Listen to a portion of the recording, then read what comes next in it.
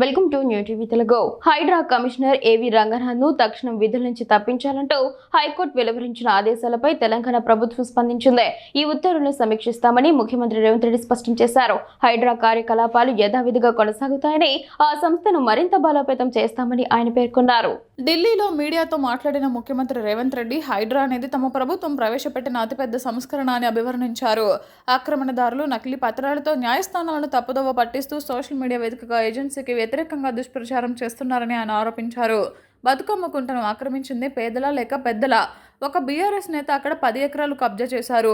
N convention పేదలదా? Gandipet చెరువు వద్ద కూల్చివేసినవి సామాన్యుల నిర్మాణాల అని ముఖ్యమంత్రి ప్రశ్నించారు. భూ కబ్జాలకు పాల్పడేవారు ఎంతటి వారైనా వదిలిపెట్టే ప్రసక్తే లేదని ఆయన స్పష్టం చేశారు.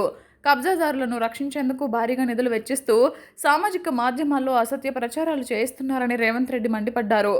గతంలో ప్రభుత్వ ప్రధాన కార్యదర్శిగా పనిచేసిన సోమేష్ కుమార్ పై 400 కోట్ల ధిక్కరణ కేసులు ఉన్న విషయాన్ని ఈ సందర్భంగా ఆయన గుర్తు చేశారు. హైడ్రా విషయంలో ప్రభుత్వానికి పూర్తి స్పష్టత ఉందని, ఒక అధికారిని ఎక్కడ నియమించాలన్నది ప్రభుత్వ విచక్షణ అధికారమని ఆయన పేర్కొన్నారు.